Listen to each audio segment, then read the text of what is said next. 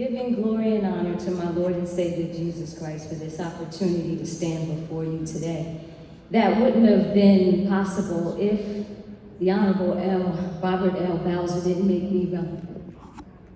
Taking this podium after so many great people, and then after the director and Ms. Barrick, I have to say, I hope that Ms. Willis keeps Mr. Jeffries, aka Sandman, at bay while I say what I have to say.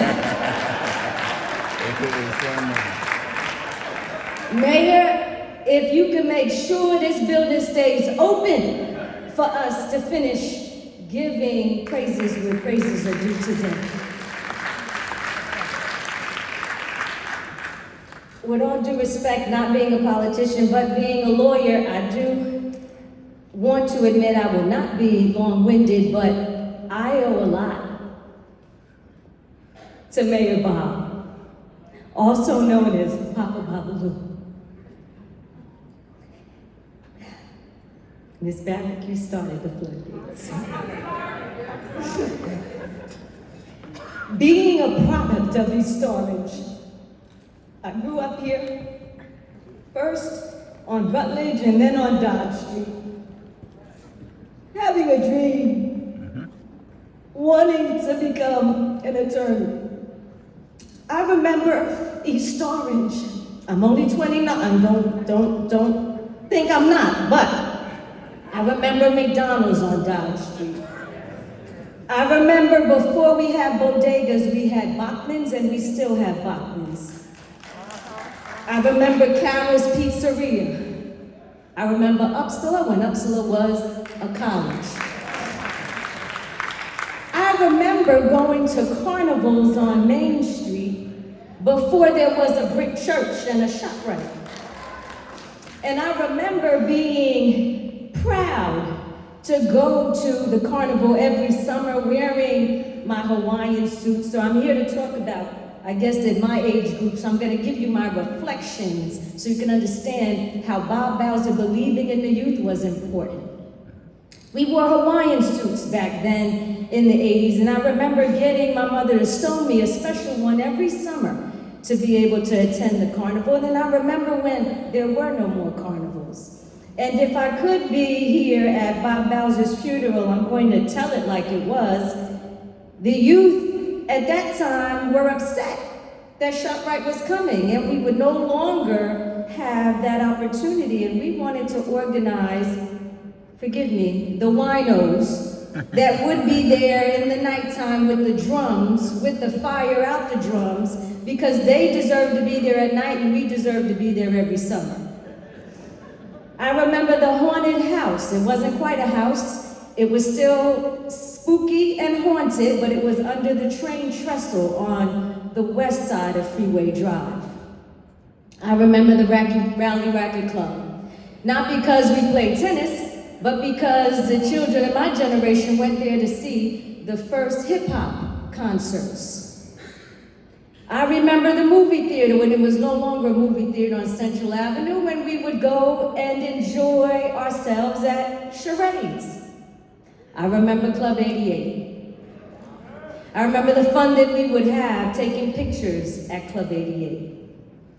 I remember summers that we continue to have, thankfully, on the 4th of July at Martin Stadium, no longer called Martin Stadium, but there were the greatest acts that still continue to come and always came there.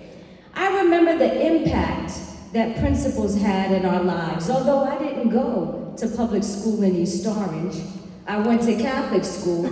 I remember the impact that Miss Nichols and Dr. Andrew Brown had on the children in my community.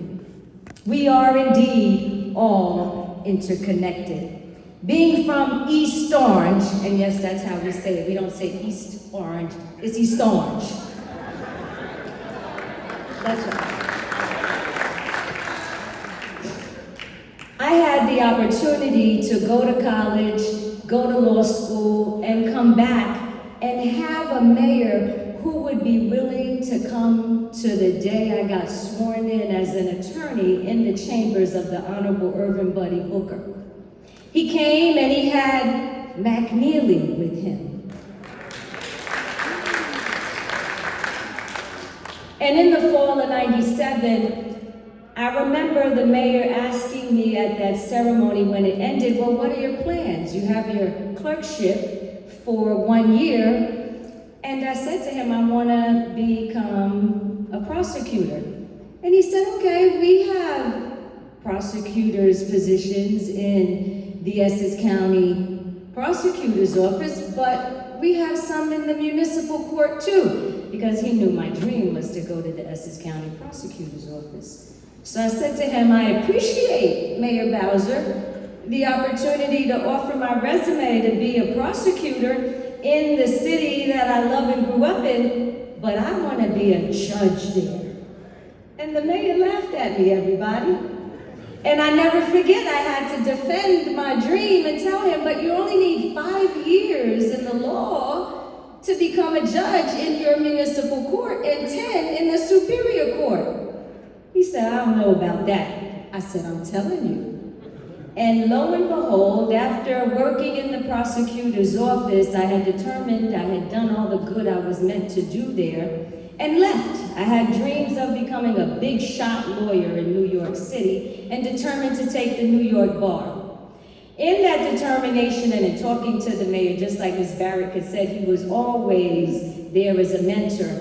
He asked me to tell him what I enjoyed most about being in the prosecutor's office. And I told him I enjoyed trying cases, but most of all, I enjoyed representing Prosecutor Hurt at community speaking engagement opportunities. I hear Sandman.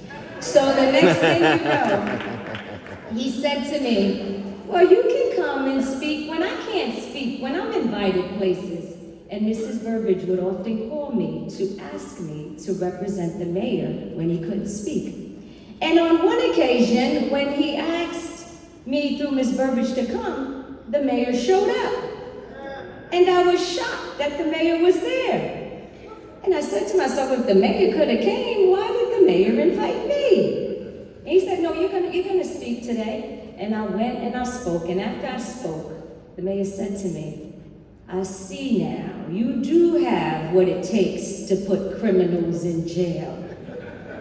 And lo and behold, that was my interview. I didn't know.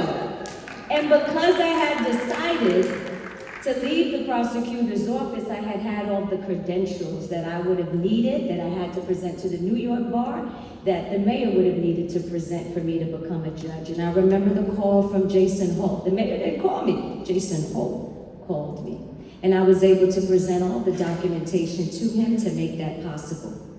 So 19 years later, having had the opportunity to also speak at the mayor's retirement, it's an honor for me again to be able to talk about what he's done for me as a young person. The mayor also had Young Attorneys in Corporation Counsel. I see Ms. Tolentino here. Also, after me came Harold Fully Love Jr. as a young judge on the bench. The mayor believed in the youth. And the mayor didn't just believe in it, he showed us he believed in our ability to progress. So, in ending, I just want us all to remember what makes life truly important. And it's really how you measure success. Success can't be measured by anything you can buy. It has to be measured by the intangible things that we leave behind. The legacy of what we invest in others and add value to the world through our existence. Mayor Bob Bowser, Papa Babaloo, you did just that. And we look forward to when we can see all that you have divinely engineered in heaven for us to enjoy. Thank you, Ellen.